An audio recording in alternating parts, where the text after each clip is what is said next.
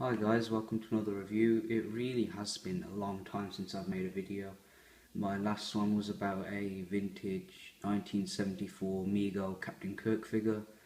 I'll explain more about the figure and what have you in another video, and where my channel is heading in the future, what have you. I should make a separate video for all that. But for now, I have something very cool to review, which I got last year from DisneyLand Paris, or Euro Disney, whatever you want to call it. And it is a Star Wars themed Darth Goofy snow globe, and it does look very cool, as you can see here. It truly is awesome and one of my favourite pieces. But before I talk about this, I'll just take it here to the side and show you the package it came in. From Disneyland, this was $34.99, I think. Where's the price? Oh yeah, my thumb's covering it. So just there is the price. The camera focuses. So yeah, you got these boxes are pretty much mass produced, like in various sizes, and then just put stickers on it. So it's cheaper to package them, I suppose. But it's a nice package, I think. Got some nice kind of Disneyland authentic original stuff, what have you.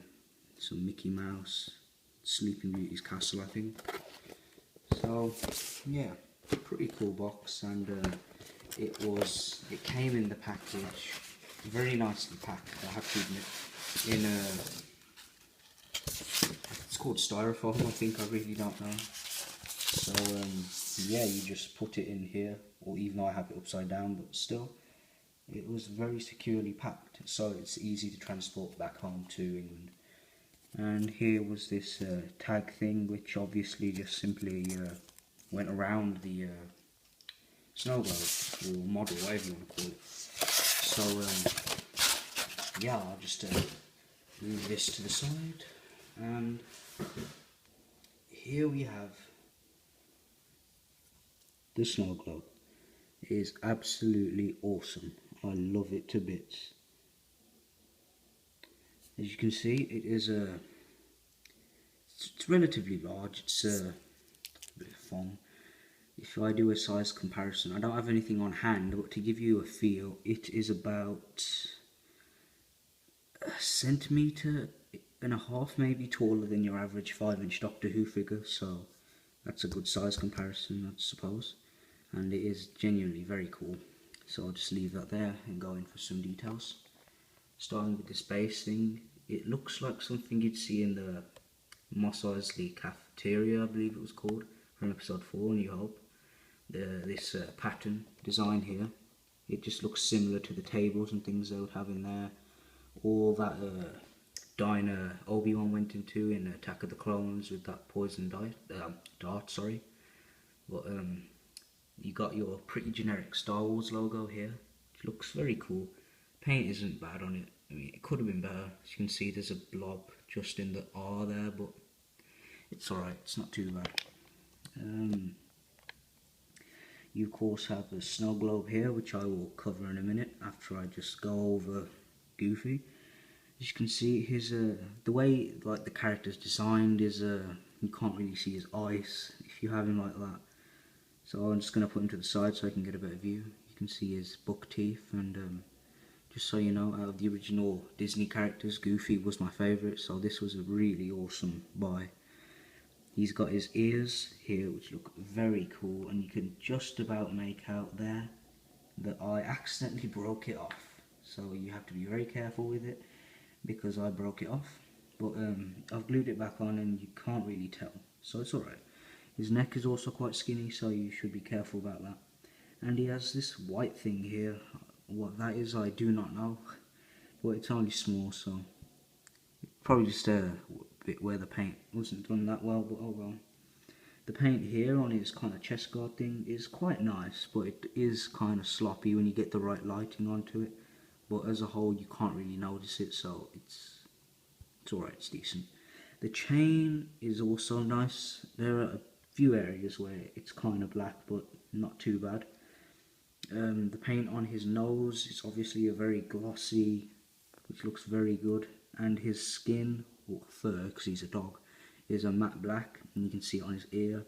which goes in very well with the contrast of him having a glossy helmet, as you can see here, which is also nicely detailed with this kind of pattern thing that Darth Vader had, and it goes all the way down to the back, and the helmet is very nicely shaped as a whole, and his skin tone is very accurate to what Goofy actually has, so that's awesome.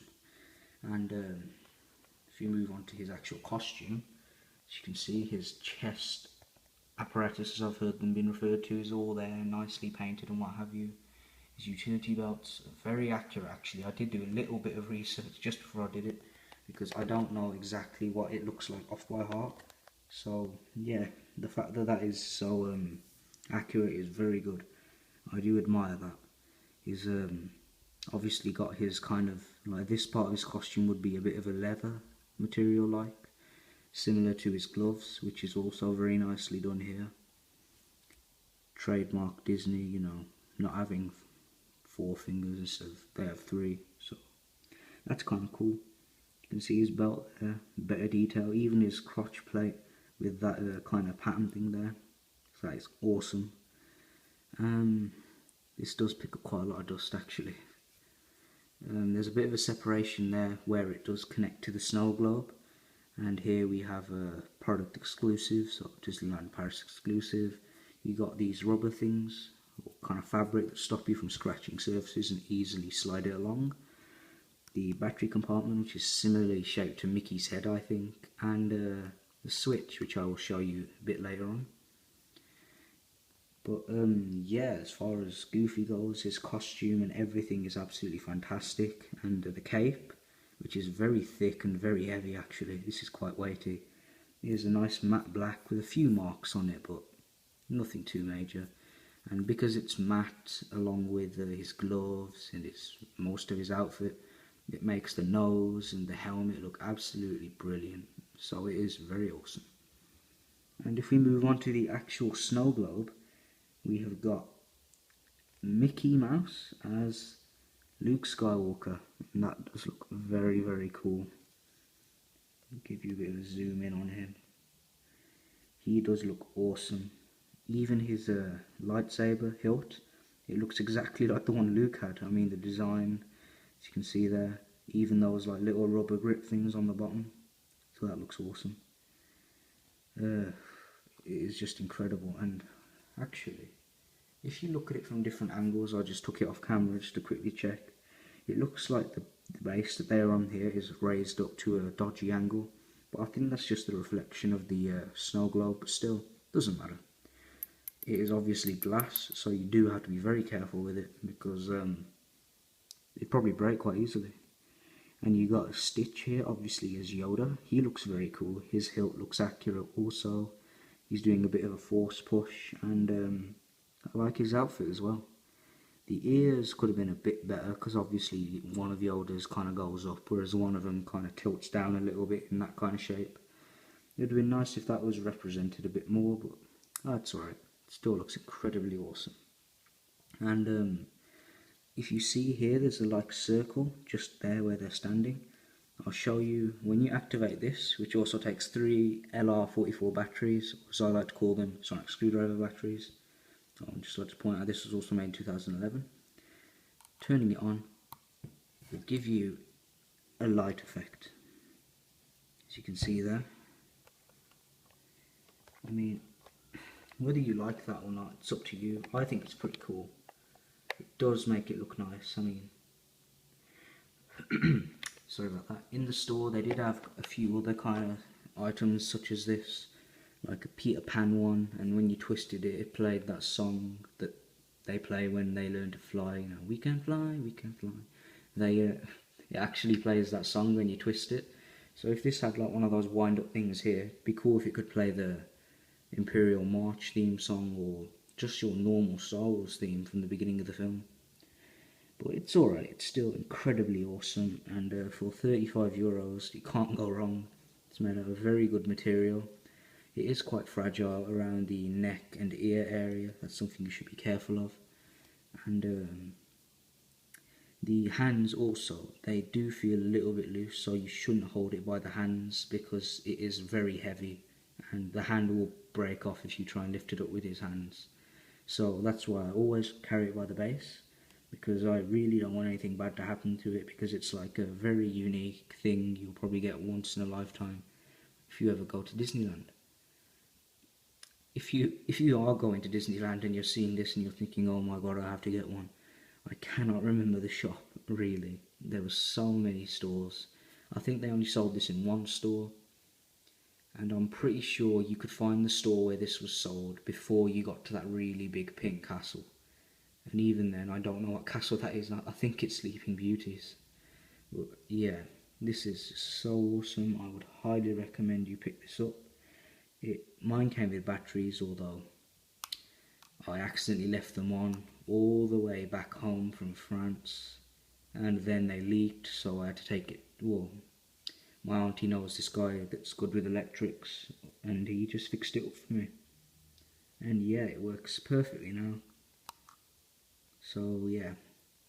Also, I can't believe I forgot to show this. When you shake it, obviously, you do get your kind of flowy bits, which looks very cool indeed, as you can see there. Anyhow, I do hope you enjoyed my review. This is a absolutely brilliant piece I do have here, and on a shelf it looks absolutely fantastic, and I'm sure you will all agree with me about that. Anyway, I hope you enjoyed my review, and I'll see you next time.